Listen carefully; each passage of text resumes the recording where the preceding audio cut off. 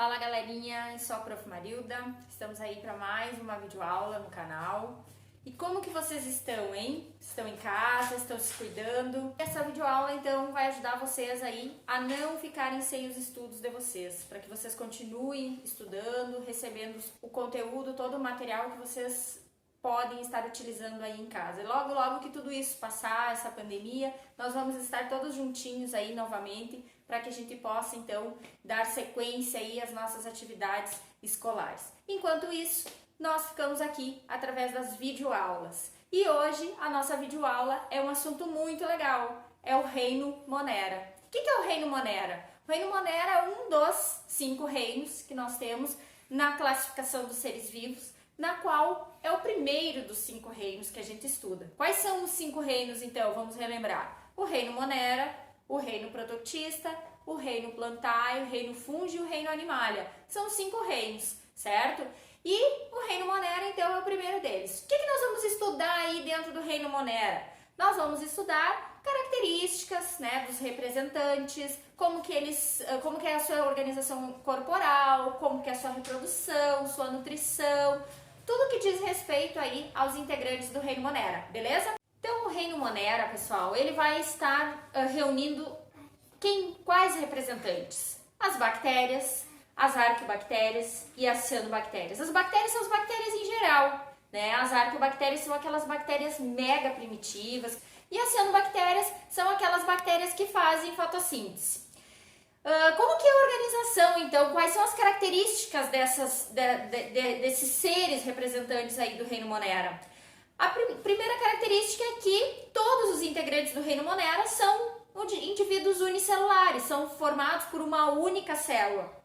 E essa célula, ela é do tipo procarionte. Anota aí, porque o Reino Monera é o único dos 5 reinos que tem os representantes com células do tipo procarionte.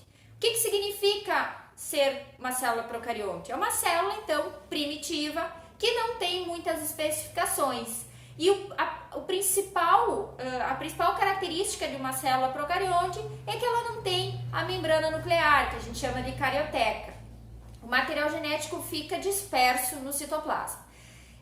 Essas bactérias, então, elas são unicelulares e são procariontes. Elas podem ser bactérias que obtêm seu alimento da forma de produção desse alimento, ou seja, bactérias que são autotróficas, que vão fazer fotossíntese, que vão sintetizar o seu próprio alimento.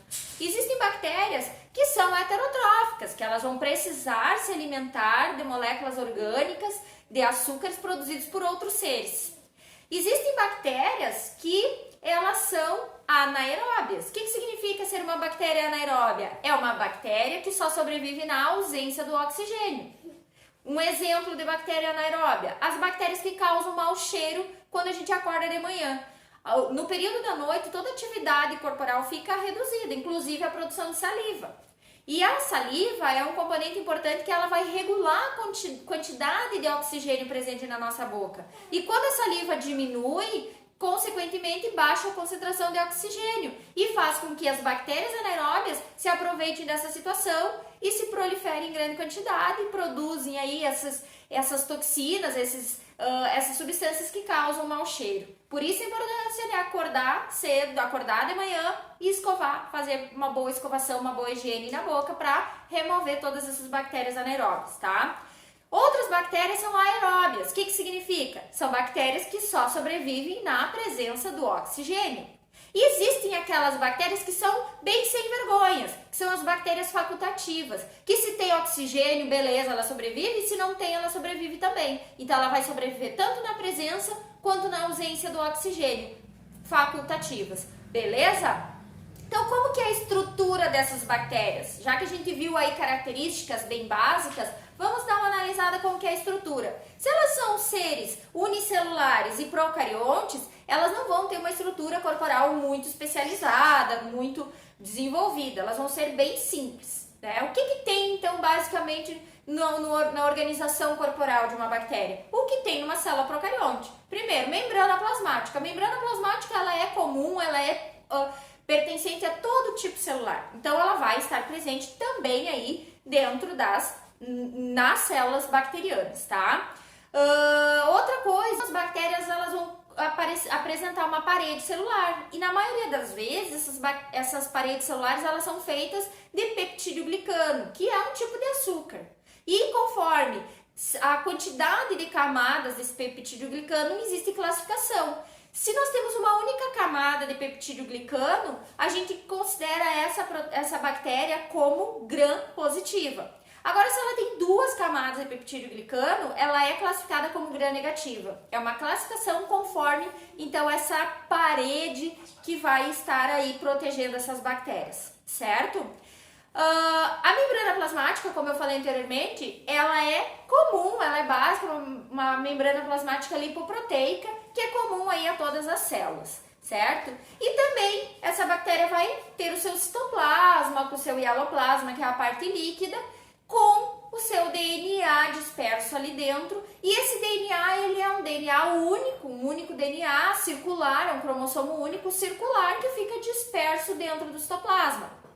A região que a gente encontra esse DNA, a gente denomina de nucleóide, que como eu falei anteriormente, célula procarionte não tem membrana nuclear, então não tem um espaço delimitado. Consequentemente, então, esse material genético fica disperso. E a região onde a gente encontra ele é, então, o nucleóide, certo? Beleza?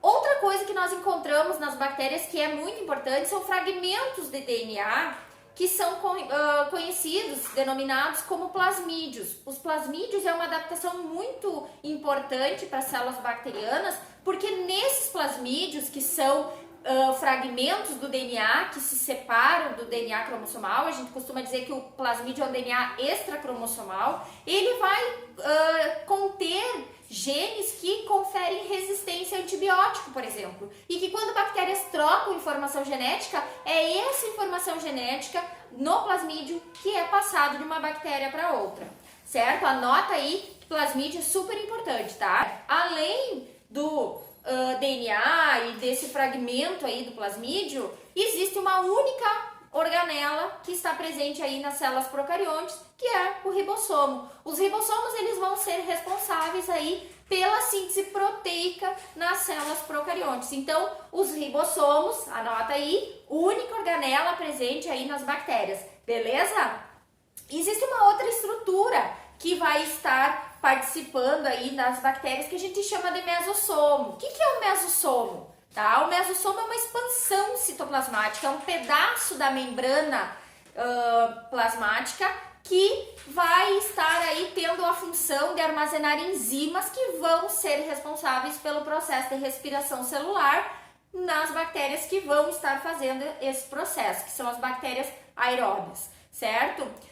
Existem bactérias que, além de todas essas estruturas, membrana, citoplasma, plasmídio, parede celular, o DNA cromossomal, ainda elas apresentam uma cápsula que a gente chama de cápsula bacteriana. E essa cápsula bacteriana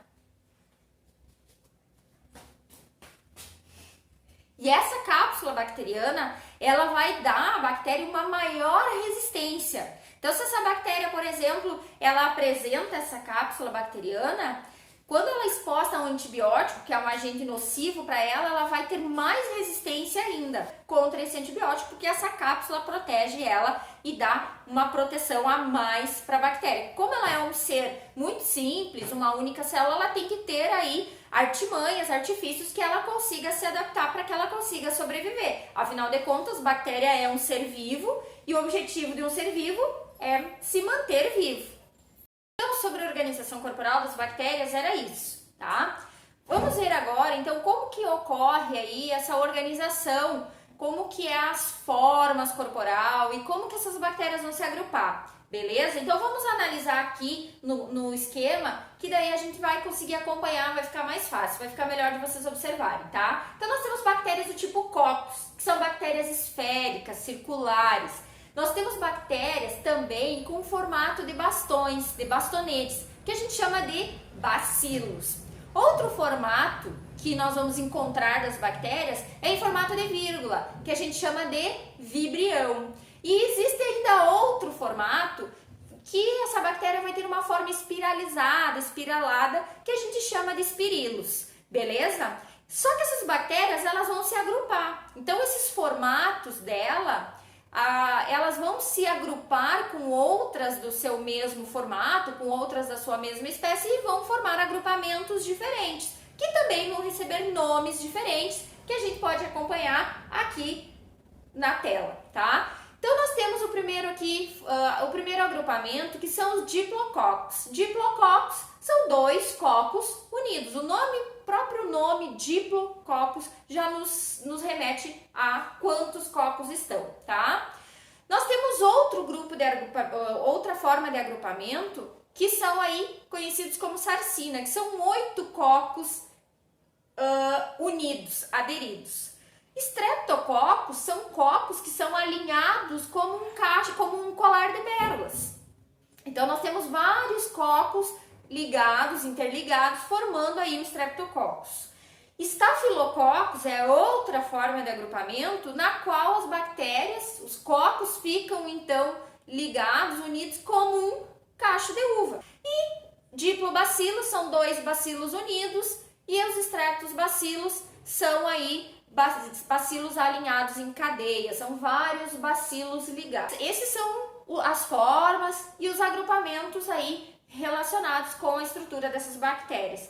Vamos ver agora então como que é a nutrição dessas bactérias, como que essas bactérias se alimentam. Eu falei anteriormente aqui no vídeo que elas são seres vivos, e são. Bactérias, por mais simples que elas são seres vivos e elas têm que se alimentar. Então, como que vai ser aí a forma de alimentação dessas bactérias?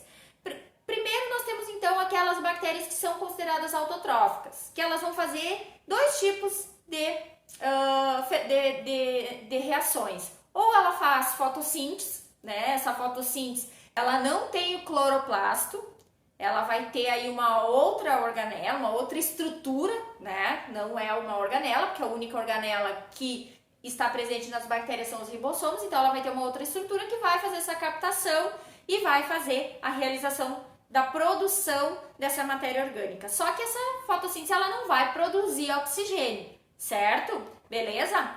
E também tem as bactérias autotróficas que fazem quimiossíntese, que são bactérias que vão produzir o seu alimento não através da luz, e sim de substâncias inorgânicas, tá? Então, através de substâncias inorgânicas, ela consegue reagir quimicamente e produzir aí a sua molécula para obtenção, para realização da sua alimentação. E existem também as bactérias que são heterotróficas, que são aquelas bactérias que precisam consumir matéria produzida por outro ser, tá? Aí nós classificamos essas bactérias conforme o tipo da obtenção desse alimento.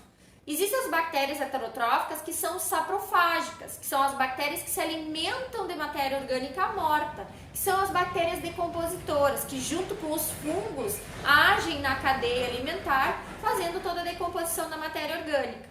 Existem também as bactérias que são consideradas parasitas, que são as bactérias que se alimentam de tecidos, e consequentemente essas bactérias elas vão causar alguma doença, que são as várias patologias causadas por bactérias, porque elas vão estar se alimentando de diversos tecidos, tá? E existem aquelas bactérias que fazem simbiose, que elas vão fazer a obtenção do alimento junto com outra espécie, mas elas não vão prejudicar essa outra espécie. Por exemplo, as espécies que são ruminantes, que são, por exemplo, que nem as vacas, elas comem grama, comem vegetal, só que esse vegetal ele é composto aí por grande quantidade de celulose. Só que, um detalhe, esses animais considerados ruminantes, eles não conseguem, assim como nós, seres humanos, não conseguimos digerir a celulose, porque falta a enzima chamada celulase que vai estar fazendo essa quebra, essa digestão. Só que nesse caso dos ruminantes, eles têm lá no trato digestório deles uma grande quantidade de bactérias que vivem em simbiose, que são bactérias boas, que auxiliam nessa digestão, que vão então facilitar, né, todo o processo digestivo. Então são bactérias que vão estar obtendo o alimento lá dentro do organismo dos ruminantes, mas elas não causam prejuízo, porque se elas causassem prejuízo, elas não viveriam em simbiose, que é uma relação de mutualismo, que é onde os dois têm benefício, tá? Então vai depender aí do tipo, de como essa bactéria vai obter o alimento, beleza?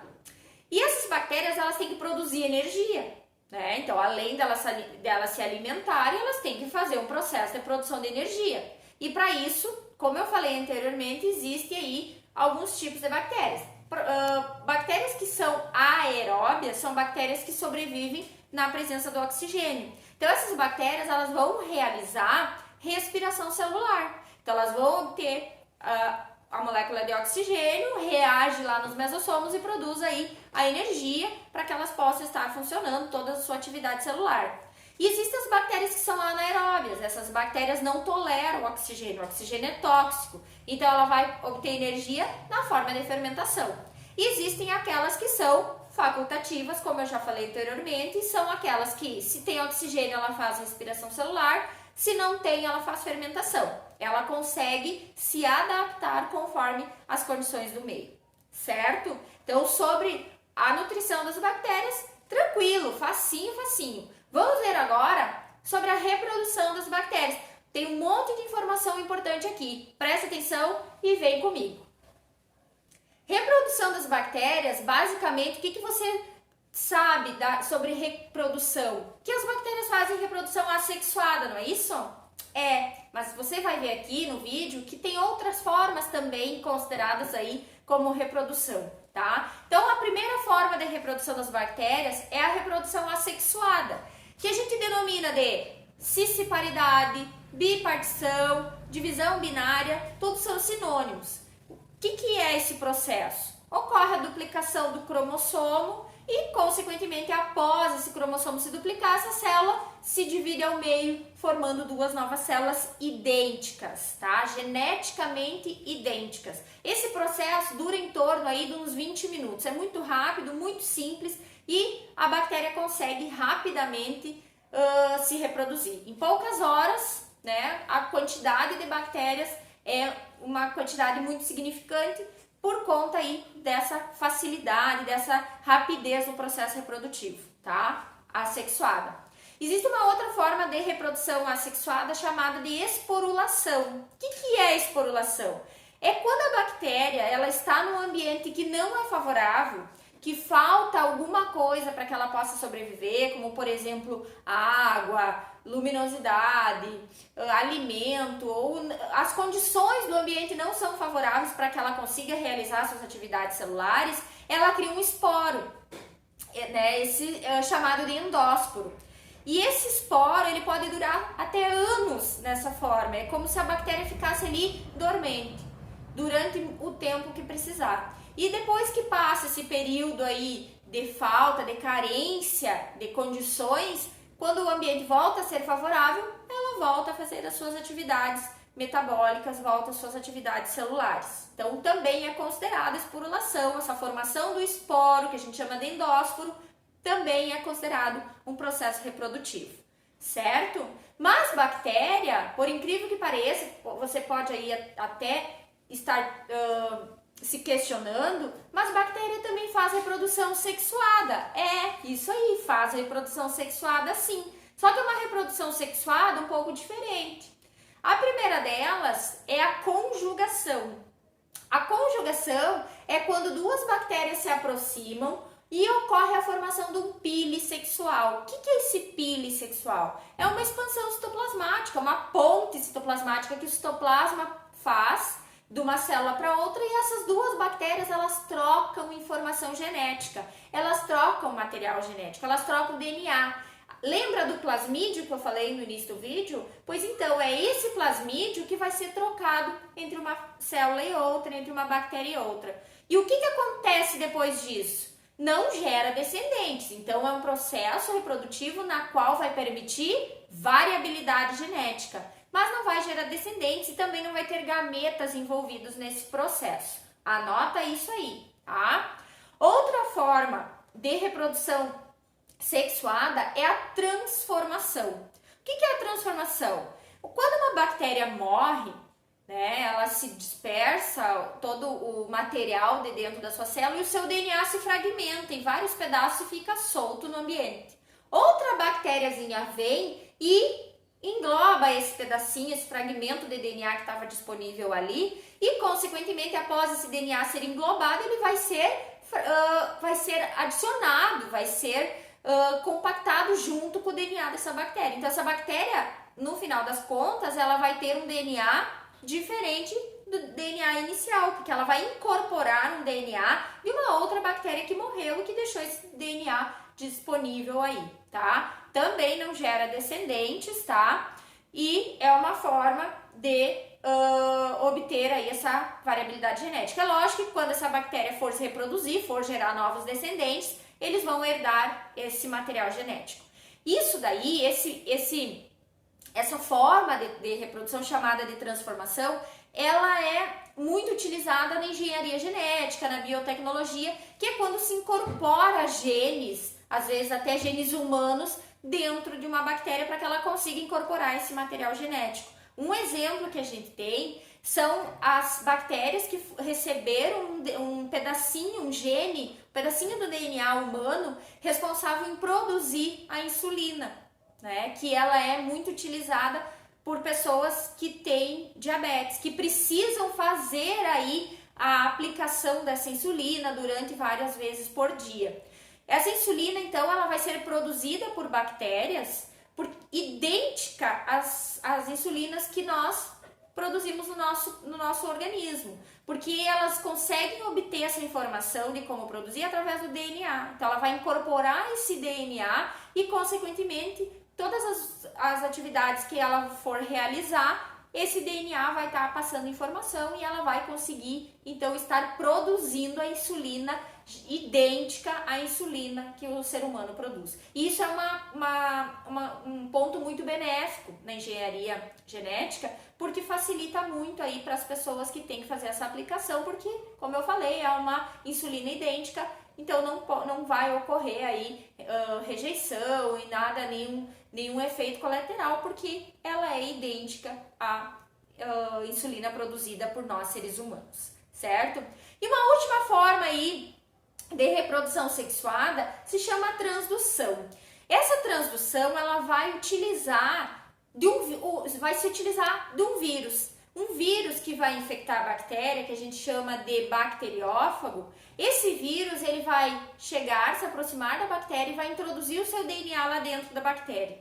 E essa bactéria ela vai lá dentro, com esse DNA viral, produzir novas cópias desse vírus. E quando produz uma quantidade muito grande desse vírus, cópias desses vírus, essa célula morre e libera vários novos vírus aí. Só que esse vírus que foi produzido dentro da bactéria através de toda a maquinária sintética e bioquímica dessa célula, esse vírus ele vai incorporar uma quantidade desse DNA que antes era da bactéria. Então o vírus que vai surgir, ele vai levar o DNA dele, o material genético dele, mais uma quantidade desse DNA da bactéria que abrigou ele. E quando esse vírus infectar uma nova bactéria, ele vai introduzir o material genético dentro dessa bactéria, e essa bactéria, se caso ela sobreviver ao ataque viral, quando ela for se reproduzir, ela vai passar para suas células filhas esse DNA que antes pertenceu àquela outra bactéria que tinha sido infectada por um vírus. Então é uma forma também de reprodução sexuada, porque garante aí uma variabilidade genética através, então, desse bacteriófago, tendo essa ponte entre uma bactéria e outra, levando esse material genético, tá? Gente, sobre bactérias, era isso, né? É um assunto muito gostoso, a gente poderia ficar muito tempo falando, mas aí a gente vai fazer uma aula muito, muito extensa. Nós temos aí várias doenças que são causadas por bactérias, né? São doenças humanas como, por exemplo, pneumonia, coqueluche, o tétano, difteria. São várias doenças que a gente tem que são causadas por bactérias.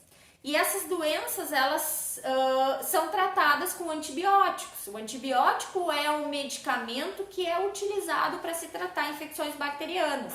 Só que essas infecções, elas têm que ser tratadas de forma adequada, para que não se gerem novas bactérias resistentes, para que não surjam aí bactérias na qual esses antibióticos não consigam vencer, certo? Então, lembrando que além dessas doenças que as bactérias causam, elas são importantes, como eu falei anteriormente, no processo aí de decomposição. Toda matéria orgânica morta, né, vai então passar por um processo de decomposição para que todos esses nutrientes, essa matéria orgânica seja reincorporada ao solo, certo? Beleza, galerinha? Então, sabemos tudo agora sobre o Reino Monera. Foi um prazer estar aqui com vocês. Encontro vocês no nosso próximo vídeo e não esquece, hein? Se inscreve, dá like, ativa sininho. Um beijo pra vocês, se cuide, fique em casa e até a nossa próxima aula, tá? Tchau, galerinha!